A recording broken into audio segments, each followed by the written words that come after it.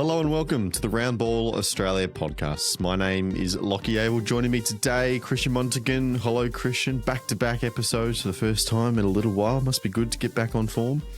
Yeah, getting back to the groove, bit of consistency. Yeah, following the same path as Jacob. So, getting back into the swing of things. So, it sort of feels a bit weird even being back. I've been back for over a week now, but yeah, I think the jet lag's behind me, so no excuses there, and yeah, straight back into it.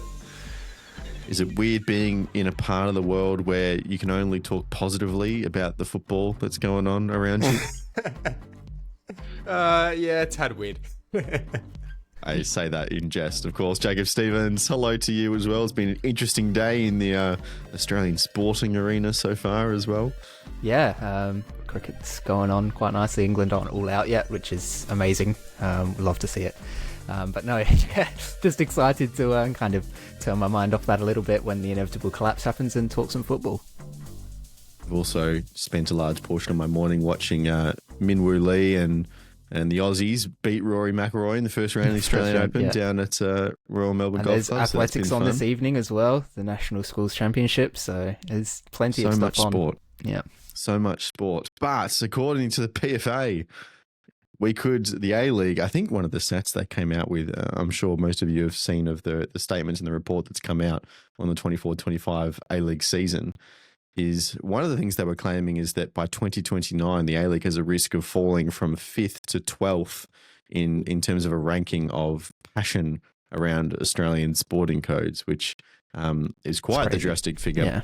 It is one of many things that the PFA are saying about the A-League at the moment. They've just released this report, as I said, on the most recent A-League men's season. But in the context of where we are as a code and relative to broadcast deals and collective bargaining agreements that are set to be negotiated over the next 6 months, this really didn't feel like an ordinary, this is what we were up to last year. This is a call to arms from the likes of Andrew Redmayne and Ben Caruccio, who were the two player representatives from this briefing that we heard from, and a real gear up and a statement from the players in terms of distaste, which was the word that Andrew Redmayne used, towards the APL and for their leadership of the game.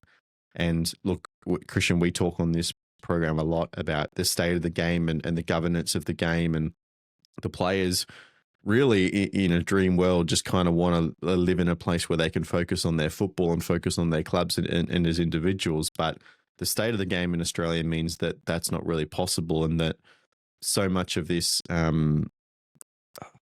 activation of players, and obviously as a union in itself as well, they have their group to fight for. But one of the common themes throughout the session was, Ben and Andrew talking about just wanting to leave the game in a better place. And one of the lines out of Ben Caruccio was that he doesn't feel like since he came into the professional game that the sport of football in Australia is in a better place than when he started. And that's an indictment of the game and something they're trying to fix, but it's just another wake-up call as to where we are really at the moment.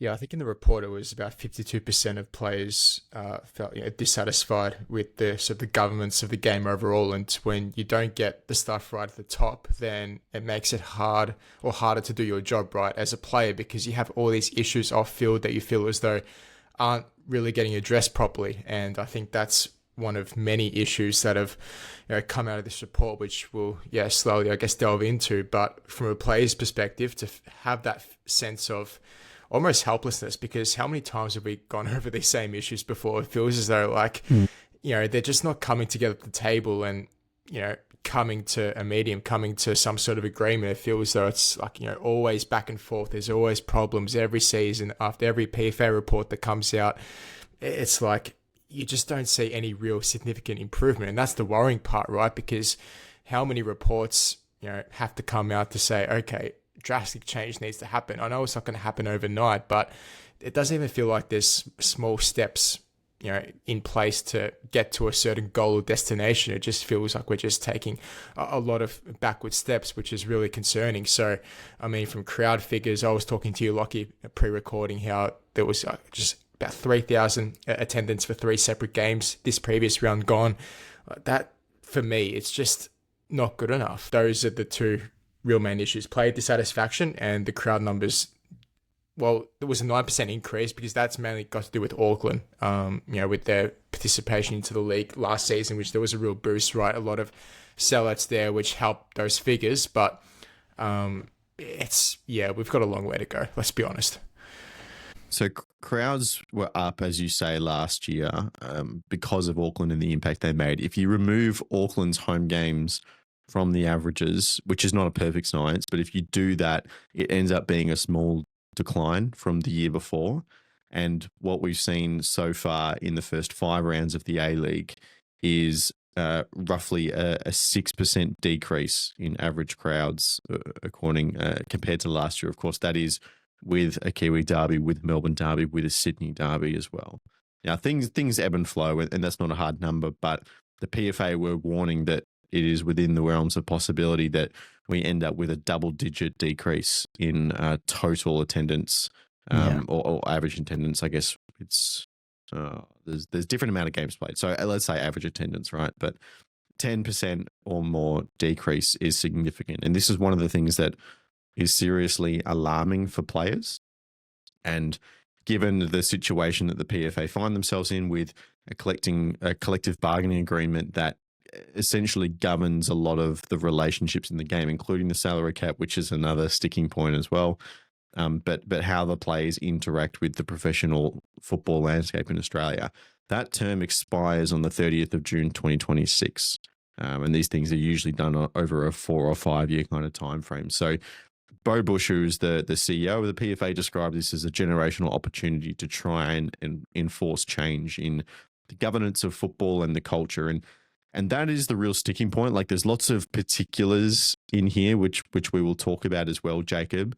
But one of the biggest overarching concerns is what the PFA are describing as a culture of disrespect that the APL has towards the players, and the disregard for things that they have agreed to, like the previous CBA, right? So the hard cap in April of 2025 that the APL came out and said, we're going to do this hard cap. We're going to reduce what was an average player spend per club of 4.5 million in the 24-25 season, bring it back down to 3 million plus a marquee player. So then maybe your average spend, for a lot of clubs, they wouldn't do that marquee necessarily. So maybe it is 3, but 3.5, somewhere like that. The salary cap is something that is negotiated through the CBA. And there was a situation where midway through this year as well, the APL decided to just unilaterally change the way that the A-League women's salary cap works as well. That is also something that is governed by the CBA. And, the conversations that the PFA have had with the organisation that runs the league that their players are playing for, they don't seem to be coming to the table. And that is a big overarching theme, not even in just this particular case, but in Australian football as a whole, as we've talked about plenty, the fact that people don't seem to want to work together. Yeah, and it's very unique even in football circles. I mean, in other sports, these kind of things happen all the time, particularly in America.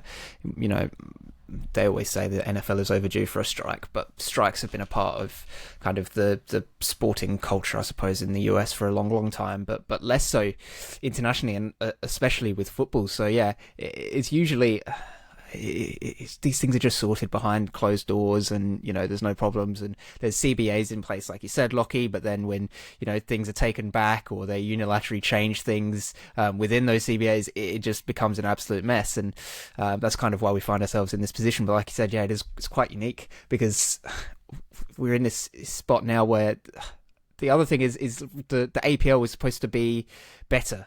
This was supposed to be the better alternative to Football Australia running the show, right? And, it was supposed to be the clubs themselves, and they could represent their own best interests, but they're not even representing their own players' best interests per this report. So it's just kind of all bubbling up. And honestly, yeah, the comment of, it's this opportunity for generational change, it seems that's a quite grand statement to make, but I don't think it's far off the truth, because this is one of those things where either you can address it now and you can stamp it out from ever happening again by making sure that everybody's on the same page, or this can become a precedence of, well, when players aren't getting things that they deserve, or that they have been told that they will be getting, or that they have agreed with the governing body will happen, then we've got options, right? And this is what we can do. So it's definitely a big turning point, I think, there in the negotiations between the game's administrators and the players. But it's just not where you want to be. And all this talk about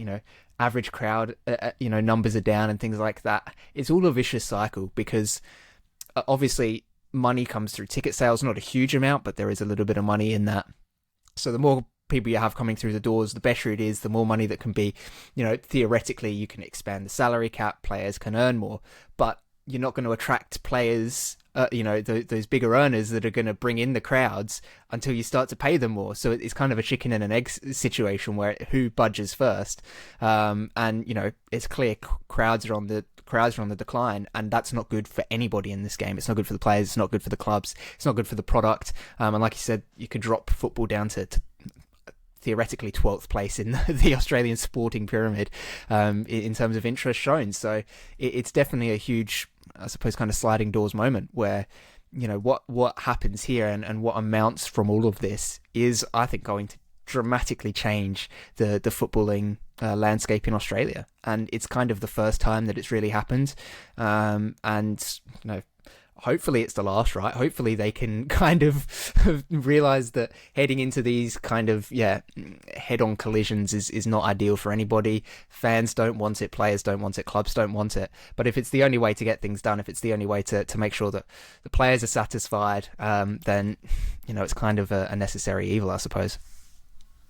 So on the idea of strike, and I always find this fascinating because before, us three, before we got involved in media or studied journalism or whatever, you'd always see these pieces come out, and like the top line is always organization would, refuse to rule out the idea of a strike, right?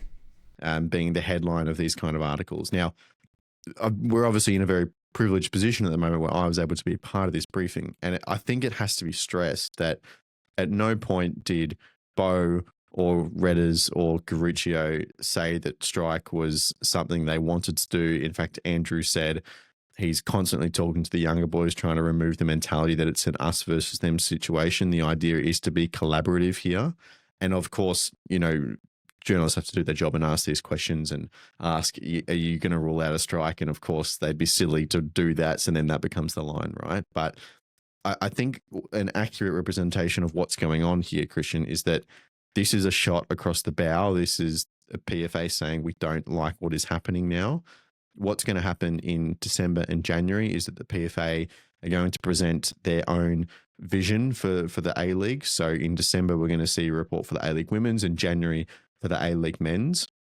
And not only is it important to see what they view the future of the A-League to look like from a player's perspective, this is essentially the only organisation that is presenting a plan forward of any kind of, depth, at least publicly, right? A big complaint about the APL is everything that happens behind closed doors. And they are a private entity. They are within their rights to do that. But is that best for the game is another question. They are the custodians of a public good in football. And there is an argument to say they need to be a lot more public, and that's an argument that I would agree with.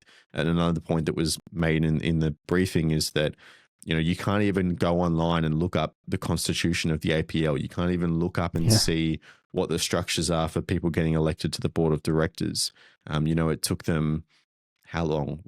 3-4 years to finally appoint Stephen Conroy as an independent director, which they promised to do when they split from FA. And I asked Bo, and he said there has been an increased kind of communication between them and Stephen Conroy since that independent chair comes in. But they're trying to push for a completely independent commission, which is like a very AFL NRL model where the people are still on the board are still responsible for the clubs, but they're not people actually working in the clubs. So there's a lot of governance reform that the PFA are pushing for, and they're saying we're not happy with how it is at the moment.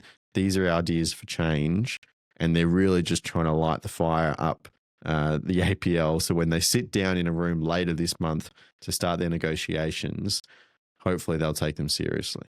I think that's a great point you bring up, Lachie, about sort of the lack of transparency with some of these roles and how some of these people are getting hired in these high up positions, right? Because, look at someone like Danny Townsend, for example, when he, went off to Saudi Arabia, who he's got a vested interest now in tennis, with the Saudi and what they're doing over there. And it's like, we didn't really get to ask him any questions because he just left, and we didn't, we got no answers as to, the situation there and how that was all handled with, with the loss of revenue for all the clubs and all the problems that arose there. So, it's interesting because you sort of want to know what's happening, especially for us, being in the media, to not have that open and honest sort of back and forth transparency. It does make it a bit difficult, and I don't want to, shift focus too much, but because you guys know I'm heavily involved in tennis Australia actually don't release their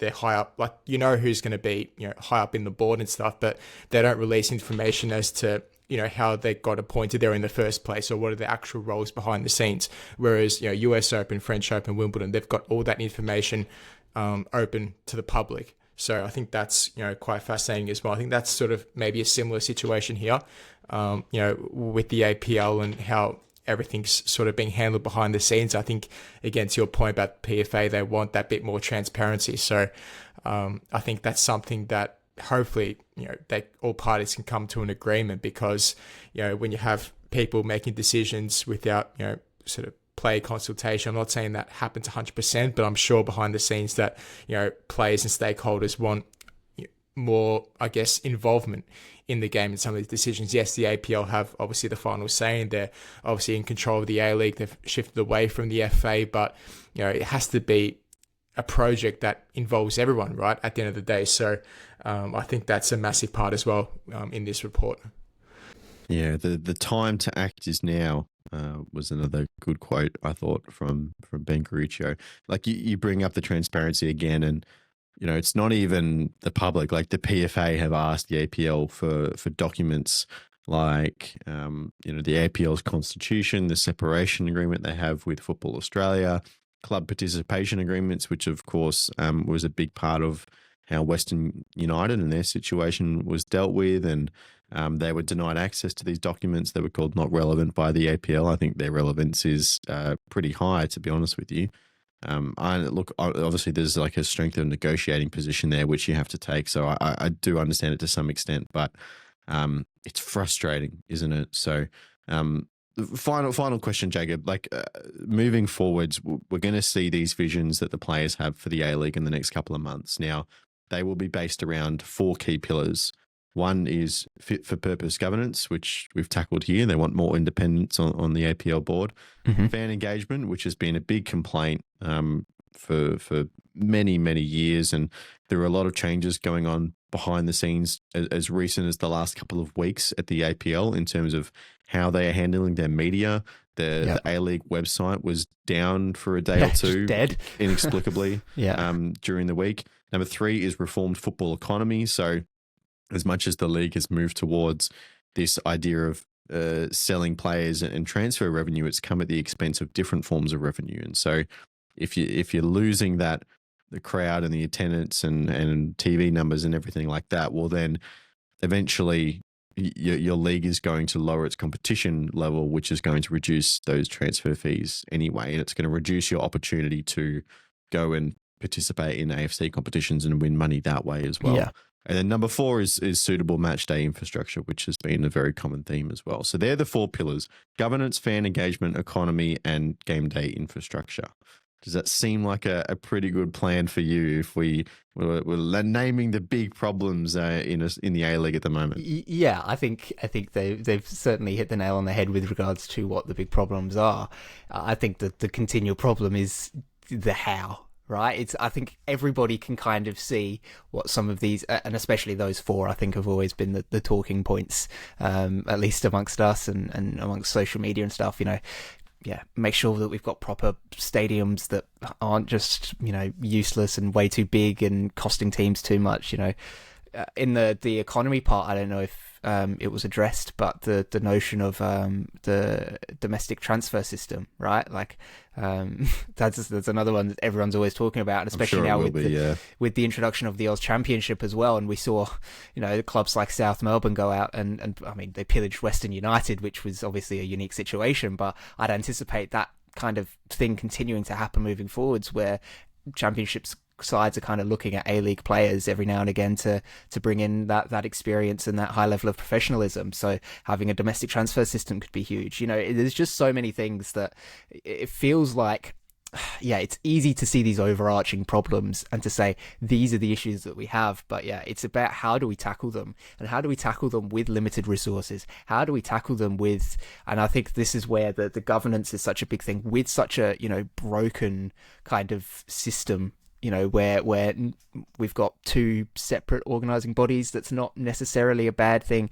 Works fine in England, but this isn't England. This doesn't have hundreds of years of hierarchy to back it up, right? So it feels like once they can tackle some of these big things, once they, if they can get strong leadership in and strong governance and, really kind of work together, I think that's going to help address a lot of these issues. But it still goes to the underlying point of it's an underfunded sport. It's heavily, especially per capita for the number of people who play it. It's kind of underrepresented. And we spoke about this last time on the pod in the media, and it's kind of poorly represented in the media. It's these kind of things that are still underpinning all of these problems, I think. And that's where it becomes really difficult to tackle them. So, I mean, it's great for them to have these ambitions. And, obviously I fully support it, because we all want football to be as amazing as we know that it can be. But I think that this is quite a big task for anybody. And while it's great to say these are the visions that we have, I think there's also a point at being kind of reasonable or pragmatic about it and going, in an ideal world, we would have all of this, but let's work on what we can actually feasibly manage now and what we can, implement moving forwards that is going to help us maybe achieve those in a couple of decades, right? Because, I mean, building stadiums, that's not something that's done quickly or cheaply.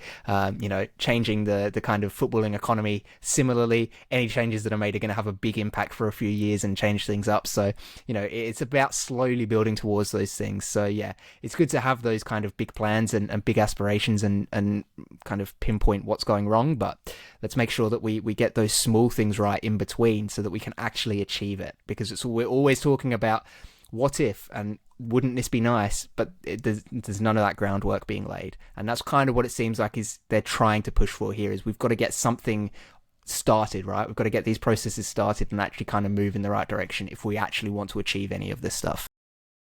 100%. This is going to be a massive 6 to 7 months as we move towards that June 30 deadline. CBA broadcast deal. This lays the foundation of the A-League for the next 5 years. So if you're a fan of all this kind of backroom talk, state of the game stuff, which if you're a fan of this podcast, I imagine you are, it's going to be a fascinating bit of time. Of course, we'll keep you up to date on the Roundball Australia podcast as we go through. But let's turn our eye to the upcoming A-League round. Of course, round 7 we're up to now. It's ticking along quite nicely, heading into the summer period, of course. So we're now in this, different kickoff time. So I think the rule is it has to be 5 o'clock or later local time if you're not part of a double header. So we're going to get lots of late slots. I think we got Perth Glory late slot on the Friday night as well. So that's something to be aware of. Cooling breaks will probably start to happen as well. I know we all love those. Well, we were talking as well about transparency of documents from the APL, and that was one that I found last year trying to look for their heat policy. It was such a faff to find it. Like, it was really difficult because I wrote a piece about it after I want to say it was Adelaide and Brisbane last season, played in 37-degree heat with 5 drinks breaks or whatever. And finding that was difficult. But anyway, yeah. No, it's going to be a fascinating time. It's very warm today on the Thursday, Christian. And it's cooling down tomorrow. So hopefully we get a little nice weekend and not too many cooling breaks. But the first question of our weekend look, it's a big weekend and for me, it's a big weekend for Damon Hanlon, who is a name you may recognise, the former president of Sydney Olympic Football Club. The Greek Herald was reporting during the week that he has officially lodged paperwork with the APL to take over the Central Coast Mariners. So this appears as if it is happening. It has been a little while in the works. It kind of explains a little bit as well, Christian, I think, why we haven't seen a head coach appointment from the Mariners. If there is a kind of takeover going on behind the scenes, you probably want to wait till that's done, to your point, a new head coach. Yeah, probably. For sure. Definitely explains it, because we've been sort of harping on there for a few weeks as to, the hold up there in their situation, given the coaching change just before the season, which wasn't ideal for them, given obviously the transfer window and the debacle that was, for that club. And obviously last season things didn't go to plan, but if this one goes through, then hopefully they can start to find a bit of a rebuild, and because they're still in finals contention. I know it's still early days, but they haven't been doing too badly.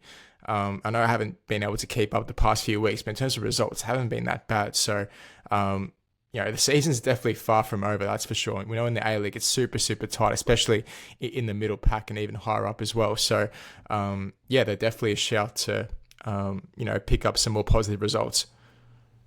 And who's a big weekend for you? Mine's the obvious one. If someone had to pick it, Arthur Dillis.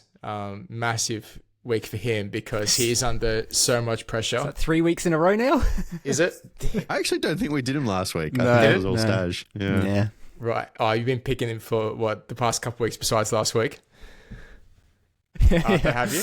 I'm not even surprised. Well, this has to be under the most pressure, obviously, he's been since he's been appointed head coach, because 3 massive fixtures coming up, not just against MacArthur tomorrow night, Friday, as you listen to this podcast, but then the week after you got Adelaide United, massive rivalry there, and then the Christmas derby the week after that. So if he doesn't pick up results in those next 3 fixtures, then his depth for me has to see the door. I'm speaking to a few Victory friends and they've sort of lost patience with him, saying that they want to change ASAP before the wheels completely fall off. And I think it's not too late to salvage their season. I mean, I don't have the ladder in front of me. I think they're on 4 points, obviously dead last. But in terms of top 6, we know how things can quickly change, right? A new coaching sugar hit, and that could potentially, change things and be in contention again for the top 4. But in terms of Dillis, it just goes to show, making a grand final last season, very first season in the A-League coaching Victory, you thought,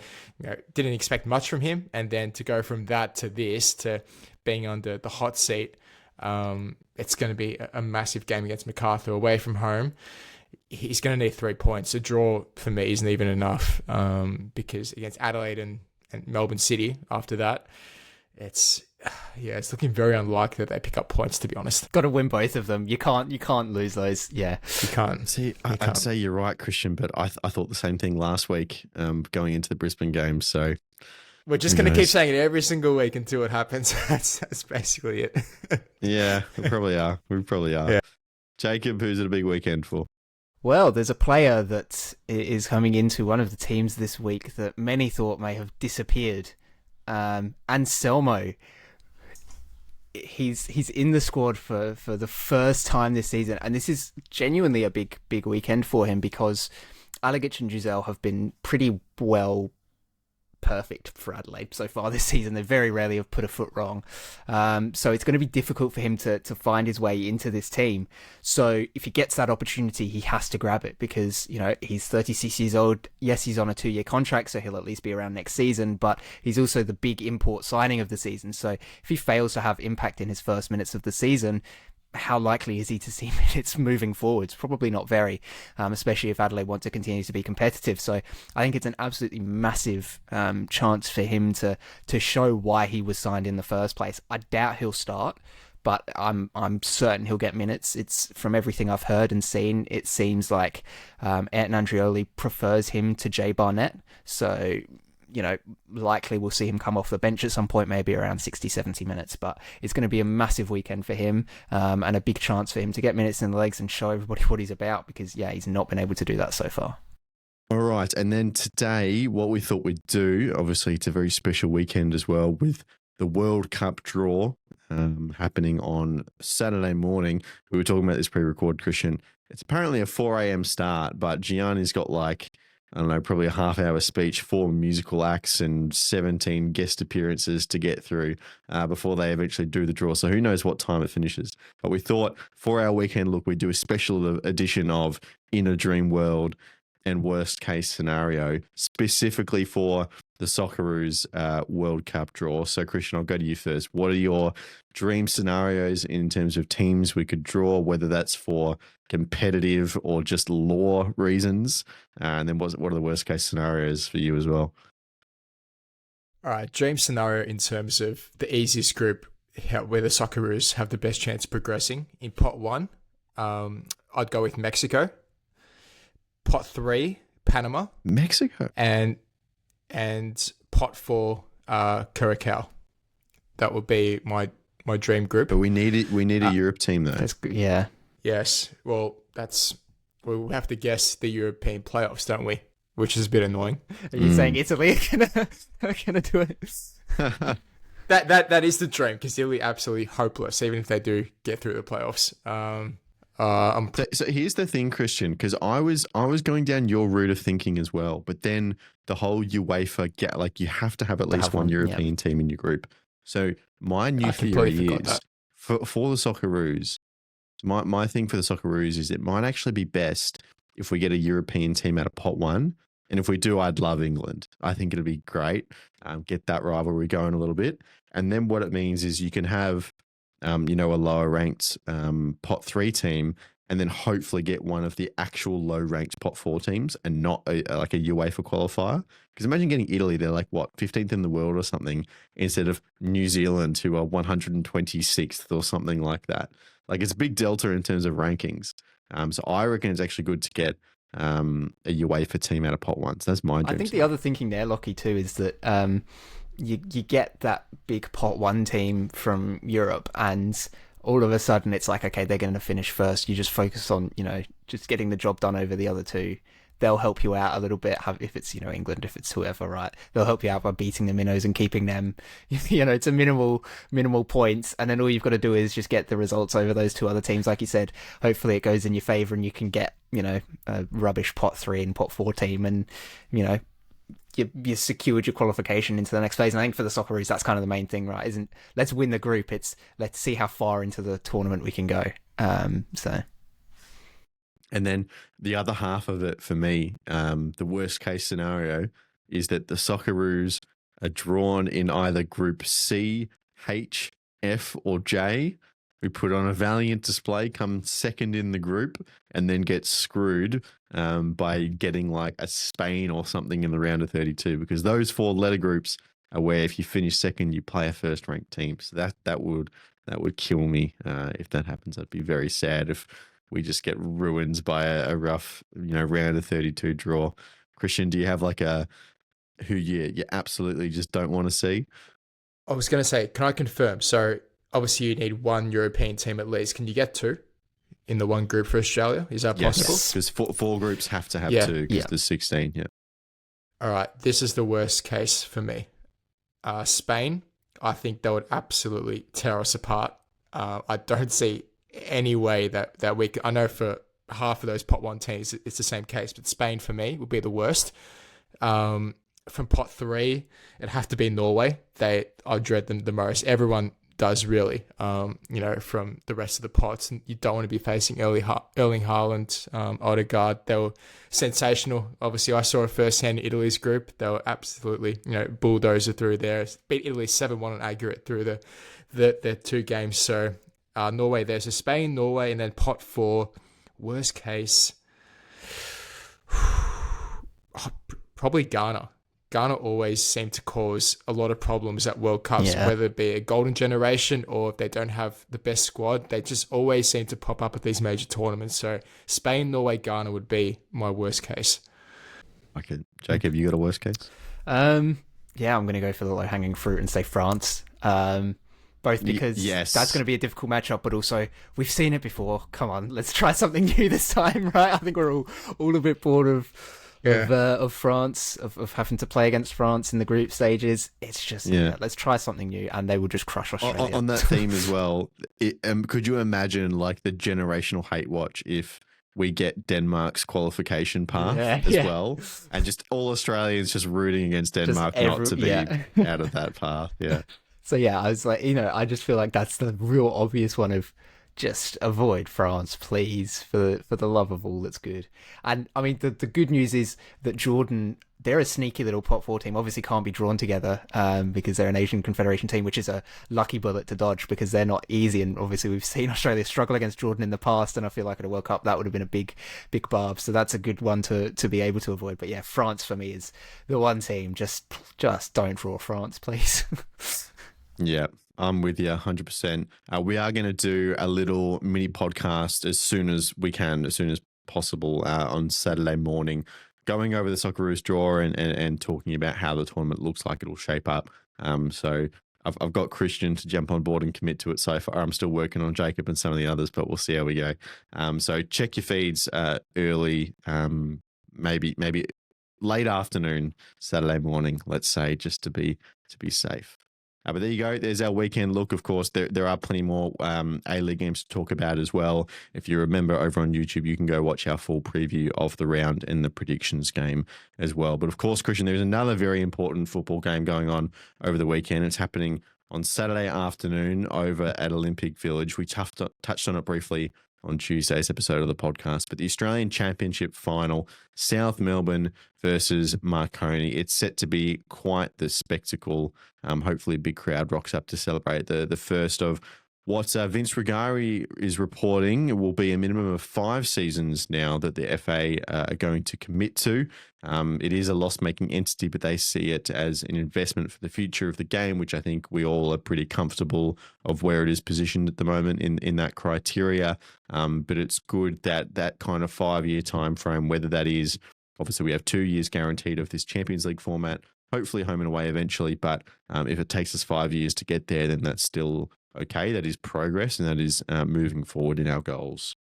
Yeah, and it's good to have that clarity early, right? Because we've seen this tournament has been a really big success, right? Up until this final, some really good games, a good turnout as well in terms of crowd numbers. The interest is there, right? So to have at least 5 years of it, hopefully, as you said, it moves to the home and away format, because you had a few clubs who, for example, South Melbourne, who were obviously very disappointed that it went down the path of round robin and the knockout stage. They wanted home and away, straight off the bat. But I guess it's kind of important just to ease your way into things, dip your toe into the water and see how this can eventuate into something bigger and better. And, we've experimented now with this first season, obviously a second season to come guaranteed. And then from there, to have another 3 years on top of that, like I said, hopefully home and away will be a really pivotal point for this competition moving forward, which hopefully we get to a stage where it's promotion and relegation. That's the dream. That's the goal. That's what everyone, I guess, hopes for with this football pyramid. I think it's the last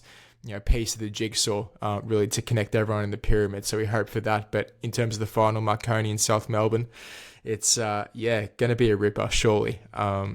These two clubs, obviously a lot of rich history. South Melbourne have shown obviously a lot of promise, and they'll obviously even arguably the favourites. I'm sure you can probably agree, Lachie, to win this whole thing, given the signings before this championship. They were ready to go before this campaign started. So yeah, hopefully a good turnout, and the interest is going to be there. Whether it's a dull game, whether it's a 4-4 draw, that's the main thing anyway. So yeah, really looking forward to it. Yeah, the transfers for South have been huge. I mean, you got the Western United players, Laval, Pasquale, Uchida, Giannakopoulos, who's been an underrated one as well, who have come in from rival MPL Victoria sides. They've put together a very strong squad, just straight up. So they're going to be hard to beat in Melbourne as well. I know it's not their home ground or anything, but the fact that they are going to have a lot of local support, I think will mean a lot. And perhaps on a 12-month basis, you can look at the matchup, and especially on the NPL seasons, Jacob, and say, well, these two in the final, maybe we didn't quite expect that. But when you zoom out even to like a 20 or a 30-year lens, and we talked about some of this history earlier in the week, but the first ever final of the Australian Championship, South Melbourne versus Marconi, it kind of just feels right, doesn't it? Yeah, it feels right, sounds right, it will look right. It'll read right in the history books. it's also just a case of I think your point there about these two teams haven't had the greatest of NPL seasons, that they, well, at least not living up to the expectations that they place on themselves, right? Obviously consider themselves two of the biggest clubs in their respective states, and that they should be challenging for the title every year, and that's not necessarily been the case in recent years, but I think what it's shown is that every single club that has come into this competition has taken it as seriously as they can do, and I think that is the hallmark for it being successful, is that the clubs have really bought into it. And I've said this a few times now already, but that's a good sign for me, is that there was a little bit of maybe not yeah, they were a bit disgruntled perhaps when it was first announced that it was going to be this kind of Champions League format, because they wanted proper home and away, etc., etc. But I think that it's shown that sometimes you just don't go too big too early, just settle in, get something off the ground, and if everyone still buys into it, you can see now that, okay, yeah, it's loss making, but like you said, and it's an investment for the future, and that's how everyone views it. And so that there is almost kind of a little bit of a security there now that, hey, we can keep doing this for the next 5, 6, 7, 8 years, and it will continue to grow. And as long as we continue to take this super seriously, as we have done, and I was under no impression that any clubs were not going to take it seriously, but it's good to see that everybody has done, right? Nobody's kind of just slacked off, and well, there's maybe one club that you could argue has done that, considering the expectations that a lot of people would have had for them and where they finished. But for the most part, all these clubs have really bought into it, and whether it is through the transfers, whether it's through just the work that they've done to reach out to their footballing community, and do a really good job of cultivating that. And I mentioned in the group chat the other day as well, after that Stajic press conference, that I thought the league as a whole did a really good job of highlighting those interesting, positive, fun stories that were coming out of the league, which I think is something that the A-League maybe hasn't done as much in recent times, and it was a big point of difference, and I thought that it worked really well. So no, it's tremendous to see. It's going to be a fantastic final. I've said all along South Melbourne are my team to win it all, and I'm just happy to be vindicated and that they are here in the final, but they've got to get the job done. Obviously Marconi, I know pushovers, it's not going to be easy for them, but yeah, it's two stacked teams, two teams who play really good football, fun to watch. Yeah, it's going to be a fantastic game. Yeah, it's going to be an amazing occasion for sure. We're looking forward to it. Finally, for today, a little bit of pre-season tour news. So the latest rumours, we seem to get these around the kind of turn of the year. In terms of European teams travelling to Australia, the latest news is that Sam Kerr's Chelsea is going to play against the A-League Women All-Stars, and then the Tottenham and Chelsea men's teams as well to take on some combination of Sydney and Western Sydney. Crucially, though, Christian, I'm keen on your thoughts. Crucially, I think it's a pre-season event, so this is going to happen after the World Cup. It's not one of these finish your Premier League season and get on a plane for 20 hours down to Australia for a little kick around. At least teams are actually building up towards their season. So it feels like, obviously this is just a marketing PR exercise, but hopefully the uptick in competitiveness will be there a little bit. That's what you hope, right? I mean, what was it? I think Ange's Tottenham, when they came over after round 38, the final match day of the Premier League season, I think it was straight after, like the day after, they flew right to Australia, and you think, this is a bit of a joke, right? It's all a PR move. It's all for money. And for a player's point of view, you don't want to be doing that. You don't even get a rest. You've just played your last Premier League game of the season. You're flying all the way down under with a 20-odd hour flight. It's ridiculous. So at least this way, yes, it is a PR move, like you said, Lachie, but at the same time, at least the players are a bit more invested in terms of, they've got something to play for. It's not going to be, obviously, yes, rotation.